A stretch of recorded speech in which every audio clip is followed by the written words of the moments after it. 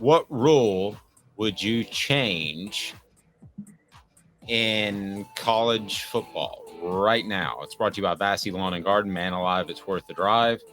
Bassey Lawn and Garden, whether you're looking for industrial mowers, commercial mowers, or residential mowers, Bassey Lawn and Garden, whether you're in Chattanooga, Knoxville, or Nashville, it's in Cleveland, Tennessee, man alive, it's worth the drive. Go to Bassey.com to learn more, especially if you're restocking your company's fleet or you're starting your own landscaping or mowing company. They'll save you money with their buying power. Bassey Lawn and Garden, man alive, it's worth the drive.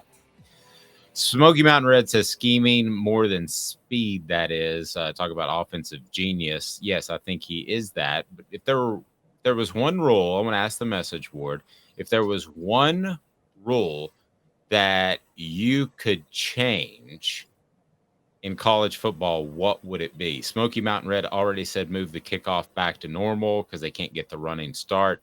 The XFL, as stupid as it is, had a pretty interesting idea. I don't know if you saw that. So the kicking team was lined up at the other team's 35. So follow me for just a second. And the return team was lined up at the 25. So there's no running head start. And once the ball is caught, not kicked, then the coverage team could then attack the recovering team. Does that make sense? Return team. Does that make sense? Right. But wouldn't you just kick it out of bounds every time then for a touchback if it's on the other team's 35? No. The kicking team is on the other team's 35. I know, but that would make it very easy to just kick it for a touchback every time, because if you can't kick it for a touchback when you're on the other team's 35, do they kick off from the other team's 35? No, I'm sorry. The kicker is still in his original spot. Oh, okay. The kicker's still in his original spot. Just the guys covering the kick are at the 35, and then the return team's at the 25. You're still kicking it from the other 35. Okay. That's not a crazy idea. It wasn't crazy. I saw it too, and I was like, this looks weird, but it's not the worst idea. It allows for more returns, but limits the injuries, because the thing with injuries, even the first XFL in 2001 had some ahead of the curve ideas.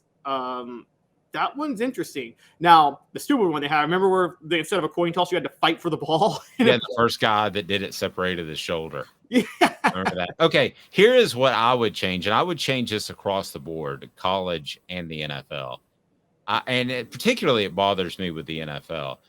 I would have, you know how you have running into the kicker and roughing the kicker? Yeah. I would have running into the receiver and roughing the receiver. Okay, so that would be my pass interference call. So if it's a tangled feet sort of thing, yes, you're in the way, then that's a 10 to 15-yard penalty like it is in college. Automatic first down.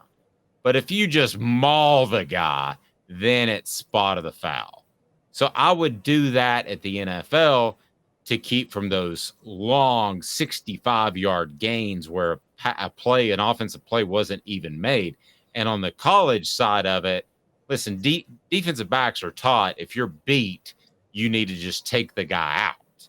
Yeah. So, and that's a 10-yard penalty. So there seems like there's some sort of middle in between scenario that would work a lot better. So that would be my change. What do you think of that?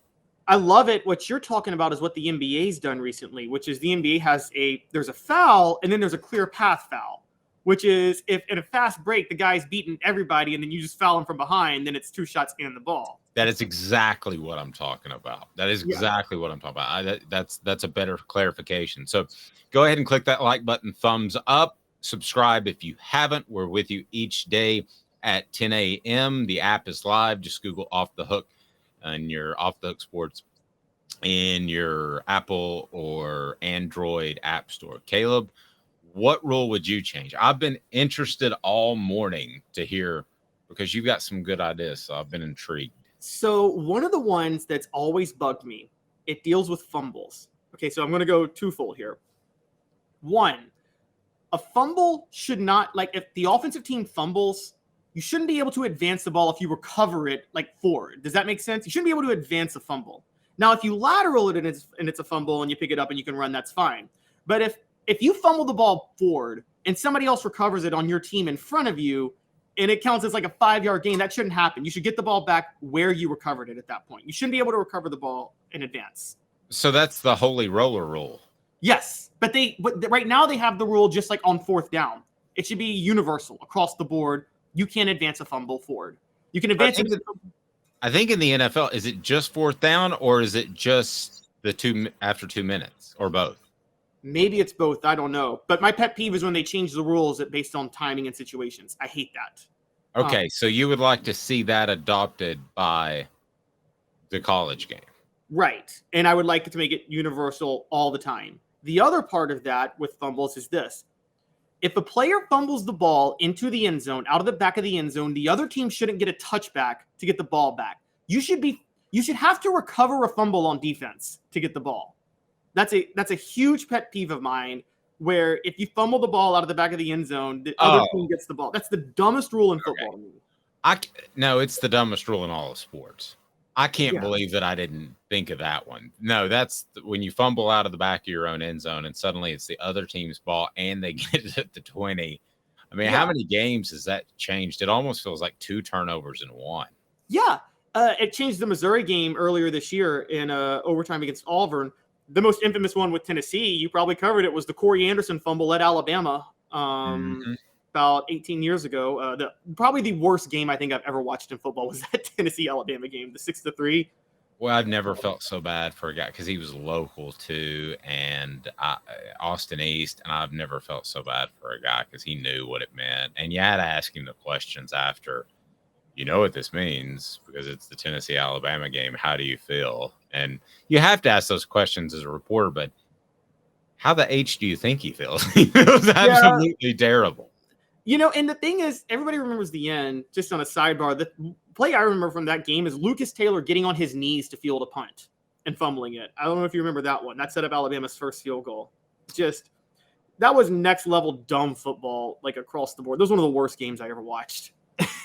I remember that was it's like 2 teams were mauling each other more than anything, but I felt so bad for Corey Anderson. So be sure and hit that like button if you haven't subscribed at this point. I don't know what you're thinking, so you've got to do that. So we both like each other's rule changes. Yeah, I'm a fan of each other's. I don't have as much of a problem if the ball moves forward and you advance it, but I definitely think the touchback rule is the worst rule in sports. But how would you fix it?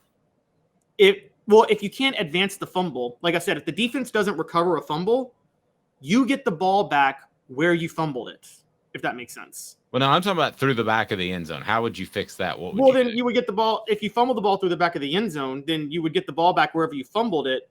So say you fumble it on the 1-yard line and it rolls out of the back of the end zone, you just get the ball back on the 1-yard line. And it's the next play. And loss of down. So if I have on second down, it'd be 3rd down, right? Yeah. Yeah. Instead of 2nd down, it'd be 3rd down or whatever. Why has that not changed like yesterday, like in 1950? I don't know. It's like I've always had a belief that football sometimes makes up rules for theater. And I think that's one of those rules. It's just a dumb rule. It's a rule the equivalent of all the dumb rules in college basketball, which you know how I feel about that. And so it's a dumb rule in football. Travis says on fake field goals, the holder is on a knee, just saying he's down. Well, that is true.